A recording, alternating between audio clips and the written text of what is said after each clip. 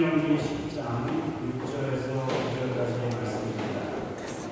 신명기 10장 6절에서 9절까지의 말씀.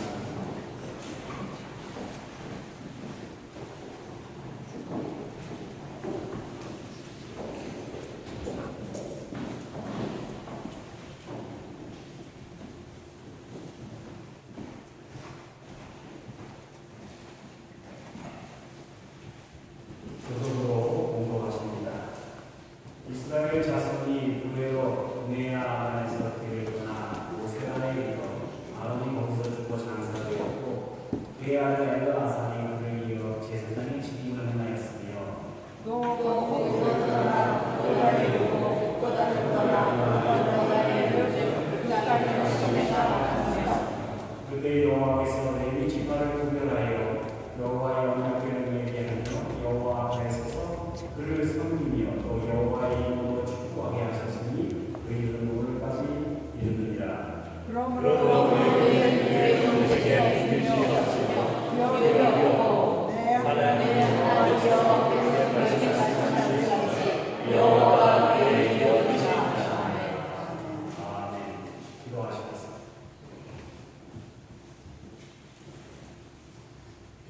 이 땅에 그 무엇보다도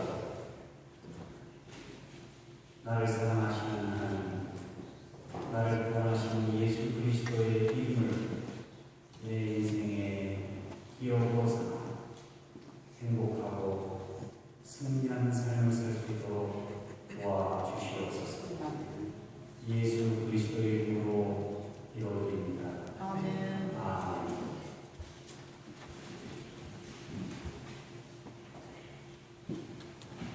오늘의 주인공은 레위입니다.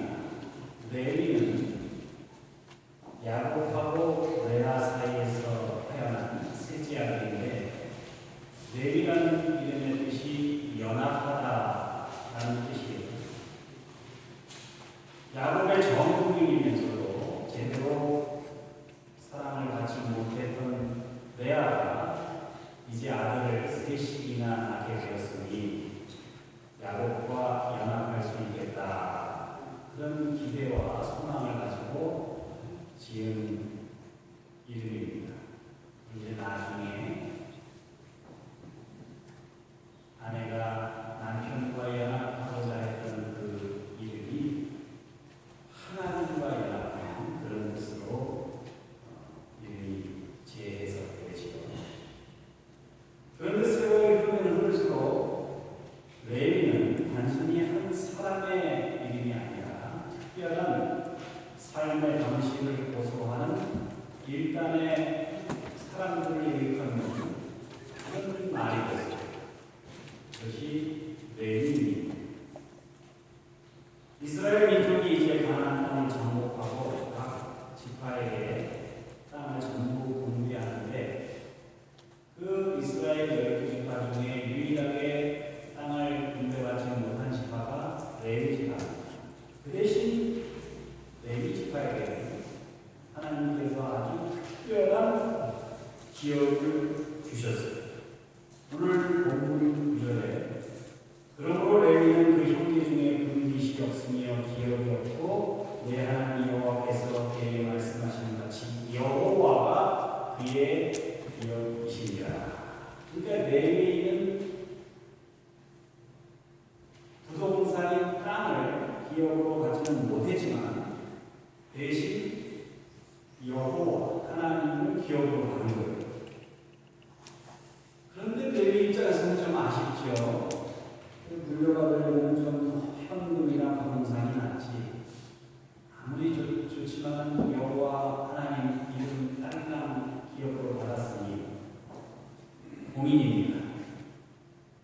여호와가 기업이 되셨으니까 여호와 하나님이 가진 모든 것을 소유하고 누릴 수도 있지만 하기에 따라서는 아무것도 가지거나 누릴 수 없을지도 모른다는 딜레마에 빠지게 됩니다. 그런데 이 레위인들은 여호와 하나님을 기업으로 삼아서 이스라엘 12지파 중에서 가장 숫자가 적습니다. 많이 적어요. 아주 많이 적어요. 다른 지파에 19에 가면 그런 소수임에도 불구하고 이스라엘 백성들을 주로 그리고 이스라엘 역사를 이끌어가는 거예요. 저는 이 레위인을 통해서 그들이 소수였지만 큰 지도력을 발휘할 수 있었던 그 비결에 대해서 여러분과 함께 묵상해보자. 첫 번째, 레위인은 신앙에 있어서 순수함을 고수했습니다. 출애굽기 32장에 보면 모세가 십계명을 받으려고 시내산에 올라가지요. 그런데 이제 이스라엘 백성들이 시내산 밑에서 모세를 기다리다가 뭘 합니까? 아무리 기다려도 오지 않으니까 금송아지를 만들어 놓고 우상을 숭배하게 됩니다. 하나님의 말씀을 받기 위해서 시내산에 올랐던 모세를 기다리지 않고, 그러니까 하나님의 말씀을 기다리지 않고 뭘 선택했어요? 세상의 번영과 쾌락을 추구했습니다. 그래서 금송아지를 숭배하는 백성이 됐습니다. 이때 그 우상을 척결하고 그 금송아지를 불에 태워가지고 방에다가 뿌렸던 신앙의 순수성을 지키는데 앞장섰던 사람들이 누구예요? 바로 레위인. 결과적으로 우상을 척결하는 데 앞장섰던 레위 지파가 제사장 지파로 선별돼서 성소에서 봉사할 수 있는 축복을 얻게 되는 거예요. 처음부터 그런 게 아닙니다. 그 우상을 척결하는 데 앞장섰기 때문에 레위인이 선별을 얻게 되는 거죠. 세상에서 누리는 쾌락과 번영보다 하나님의 말씀을 기초로 한 그 신앙의 순수성을 지키려고 했던 사람, 그들이 레위인이죠. 우리들의 삶 속에, 우리들이 살아가는 이 역사 속에도 레위인이 있어요. 1980년 이화여자대학교 앞에서 2평짜리 옷가게가 시작됐습니다. 그래서 지금 한국에서도 30대 안에 속하는 큰 기업이 되죠. 이랜드라는 기업이 있는데 나중에 노조와의 관계 때문에 어려움을 겪기도 하고 또 그 기업을 시기하는 경쟁사들의 모험도 받고 해서 운경을 겪기도 하고 나쁜 소문도 많이 퍼지기도 했습니다만 저는 그 기업의 경영 이념 참 저는 훌륭하다고 생각해요. 그 경영 이념 중에 하나가 돌아가는 진리입니다. 무슨 말이냐면 정직하게 세금을 보고하고 공정하게 직원을 선발하고 또 회사 경리를 절약해서 자본을 축적한다. 아주 단순한 경영 방식이죠. 정직하게, 공정하게, 근본적으로. 근데 미련스럽게 이게 돌아가는 것 같지만은 그 방법이 제일 빠른 방법이라는 거예요. 한 번은 지방에 공장 분지를 매입하는데 한국에서는 그 당시만 해도 실거래가하고 보고하는 그런 거래가가 달라졌어요. 그러니까 실제로는 비싸게 거래되는데 기록으로는 계약서는 싸게 하는 거죠. 그러니까 파는 사람이나 사는 사람이나 세금을 절약하기 위해서 그렇게 편법을 쓴다는 거죠. 마치 LA에 생긴다는 팝캔머니 쓴다는 것처럼 보겠습니다. 그런데 이 이랜드에서 공장 부지를 매입하는데 첫 번째 조건이 뭐냐면 실거래가로 보고해야 된다는 거예요. 그러니까 땅을 팔겠다고 나서는 사람이 있어요. 손해볼 거니까. 그런데 그 지방에서 오는 유지 중에 한 분이 뜻 있는 분이에요. 순비감에 훌륭한 분이 계셨는데 조상 때부터 물려오는 땅인데 그런 분이 있어요. 그러면 내 땅을 시가보다 더 저렴하게 거둬주다시피 해서 그 땅을 샀습니다. 그리고 시거래가 어디서 보고를 하죠. 정직함을 추구하고 순수함을 추구하다 보면 망할 것 같고 안 될 것 같고 하지만은 바보 같지만 결국 그것이 돌아가는 것 같지만 상반국이라는 거죠. 성도 여러분, 신앙의 순수함을 그대로 지키면서도 얼마든지 성공할 수 있다. 비록 이 퇴폐한 이 황폐한 자본주의 사회지만 이렇게 믿고 살아가는 사람들이 대개입니다. 그러나 사람들은 다른 길로 가는 것이 옳다는 건 알아요. 그러나 그 길로 가는 사람은 막상 가는 사람은 많지 않아요. 왜냐하면 세상에 빛이 되려면 자기를 태워야 돼요. 세상에 소금이 되려면 자기가 우선 녹아야 되니까 그게 고통스러워. 그게 손해고 그게 힘듭니다. 이일랜드의 박성수 회장 간증을 제가 들은 적이 있는데 기업을 운영하면서 접대를 힘들고 왔어요. 비자금을 한 번도 조성하지 않아요. 촌지, 리베이트 이런 걸 절대 하지 않았거든요. 그러다 보니까 경쟁사가 몇 배도 고생을 한다. 20년이 넘도록 자기 차가 없고 기사가 없어요. 회장이 된 후에야 겨우 차를 하나 사가지고 그때부터 자기가 보였다. 그가 어떤 잡지사 인터뷰를 했는데 물었습니다. 인생의 끝날에 하나님께서 당신에게 맡긴 것 중에 하나가 있다. 수많은 것을 맡겼는데 그 중에 하나가 있다면 뭘 고르시겠습니까? 그랬더니 저는 자녀를 선택하겠습니다. 또 물었어요. 기자가. 그 자녀를 위해서 만약에 꼭 한 가지만 물려준다면 뭘 선택하시겠습니까? 그랬더니 제 신앙을 물려주겠습니다. 그렇게 얘기를 했다. 황금 만능주의와 물질주의로 가득한 이 세상을 살아가고 있는 우리들에게 있어서 하나님의 말씀대로 순수성을 지키며 기업을 운영한다는 것. 참 어려운 일인지 모릅니다. 그럼에도 불구하고 여러분, 이 시대에 레위인으로 살아가실 것을 주님의 이름으로 축원합니다. 두 번째, 레위인들은 어려운 역사적 순간마다 이스라엘 백성들을 구원하는 그런 직무를 감당하게 됩니다. 레위에게 아들이 셋이 있었죠. 게르손, 그핫, 무라리. 그 중에 둘째 아들이 그핫인데 그 그핫 자손에서 모세와 아론이 태어나게 되죠. 그들이 뭘 했습니까? 이스라엘 백성들을 이집트 노예 생활에서 빼내는 그런 구원하는 역사를 감당하게 되죠.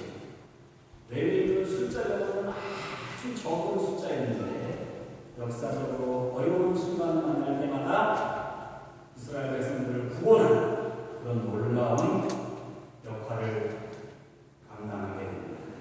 우리의 삶 속에서도 그런 사람들이 있어요. 숫자는 적지만 레위인의 직무를 감당하는 것이죠. 한국 경주에 가면은 최부잣집이 있다고 우리 경주 최씨 있으십니다. 이 가문이 원래 최치원 선생님 가문인데 최독선으로부터 보안말 최준에 이르기까지 10대에 걸쳐서 300년 동안 부를 누렸대요. 여러분 부자 3대 못한다는 말 있잖아요. 부자가 100년 갈 거 없습니다. 유럽이나 이런 다 어느 나라든지 100년 가는 부자가 없습니다. 근데 이 최수희 집안은 300년을 가는 거예요. 그래서 유럽에서도 그 비결을 연구하려고 오는 사람들이 300년 동안이나 만석 이상을 유지하면서 부를 이루다가 망했어요. 근데 이제 언제 망했냐면 최준 때에 가서 망했는데 독립운동하다가 망했습니다. 그런데 이 최부잣집의 가문이 있대요. 첫째, 과거를 보되 진사 이상은 하지 마라. 그러니까 한국은 가까이 하지만은 권력에 대한 욕심은 부리지 말라. 전경무짝을 피하라 이런 말이죠. 둘째, 제사는 만석 이상 모으지 마라.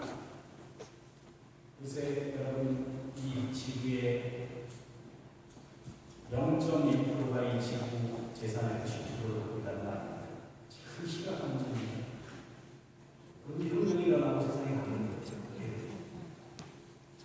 지나친 부의 집중을 피해야 된다는 거예요. 내가 다 가지려고 안 된다는 거죠. 그러니까 재산은 만성이랑 모으지 말라는 거예요. 넘어왔으면 다 나눠주라는 거예요.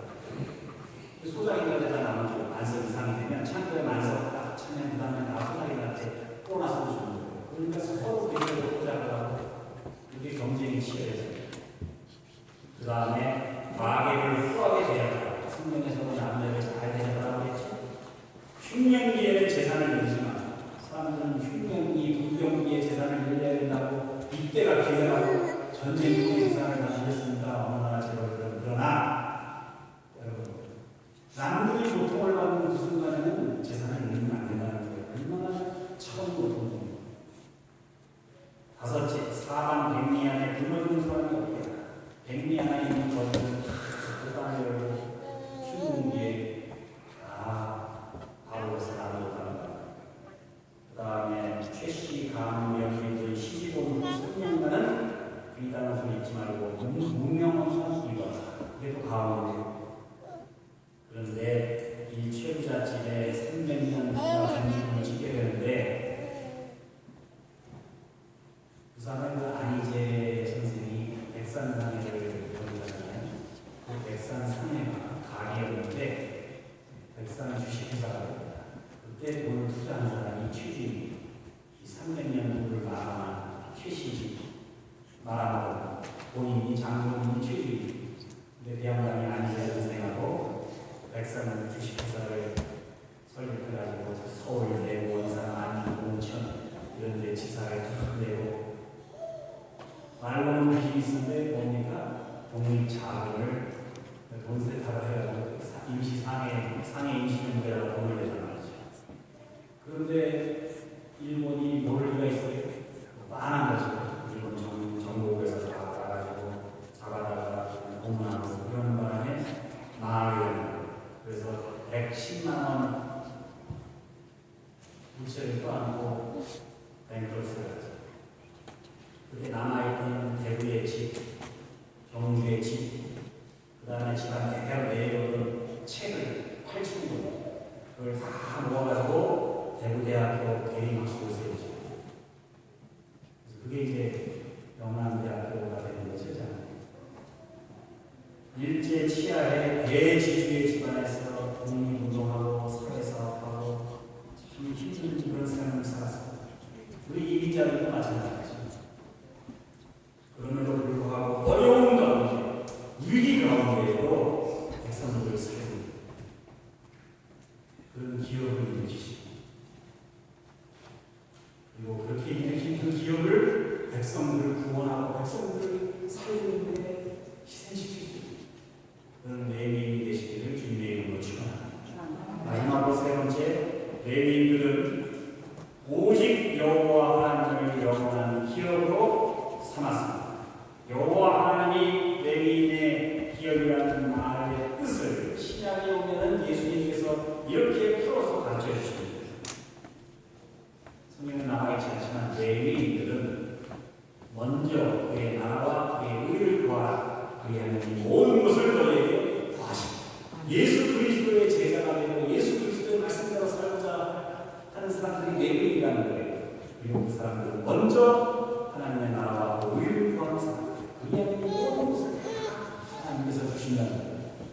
이것이 레위인의 정신입니다. 바울은 이런 레위인의 정신을 이렇게 해석합니다. 너희는 먹든지 마시든지 거하든지 떠나든지 살든지 죽든지 오직 주를 위하여 하라. 이게 레위인의 정신입니다. 우리가 살아가면서 하는 모든 행위 하나, 내가 발걸음을 여기서 여기 옮겨도 그 행위 하나하나가 다 오직 하나님만을 위한 거예요. 그것이 레위인의 정신입니다. 여러분 참좋은 화장품이라는 걸 아시는지 모르겠습니다만 화장품 선전에는 미인들이 나오고 미스코리아 같은 유명한 사람들이 나오는데 청개구리가 나오는 화장품 광고가 있습니다. 그 회사가 참전 화장품인데 그 참전 화장품 사장이 김광석 장로예요. 근데 원래는 약사입니다. 동네 약국에서 약을 제조해서 팔았는데 자기가 약을 개발했어요. 그래서 피부병에 좋은 약을 개발합니다. 다 그냥 너무 저 환자들이 많이 찾는다고 그러고 그걸 줬어요. 근데 그게 제약 유통법에 걸립니다. 그 약사가 제조한 약을 반드시 환자하고 대면해서 그 사람한테 팔아야 되는데 그게 공급하면 안 되는 거예요. 그걸 하려면 제약회사한테 설득해야 된다는 거죠. 그래서 그 법에 걸려가지고 벌금을 얼마를 받았냐고 하면 뭐 8억인가 그게 벌금을 받았어요. 근데 뭐 동네 조그만 약국에서 8억은 어떻게 해요? 벌금을 어떻게 됩니까? 그래서 절에 암자로 들어가가지고 거기서 도망자 신세라는 수배가 떨어졌어요. 복귀 생활을 하는데 거기서 암자에서 부처님을 만나야 되는데 거기서 예수 그리스도를 만나요. 그래서 그 암자에서 성경을 읽고 은혜 받는 장면이에요. 그래가지고 콧물을 흘리고 회개합니다.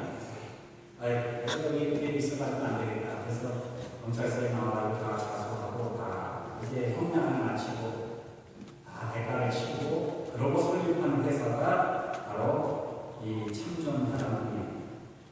그런데 이 참전 화장품이 인간석 장로 경영 원리가 두 가지입니다.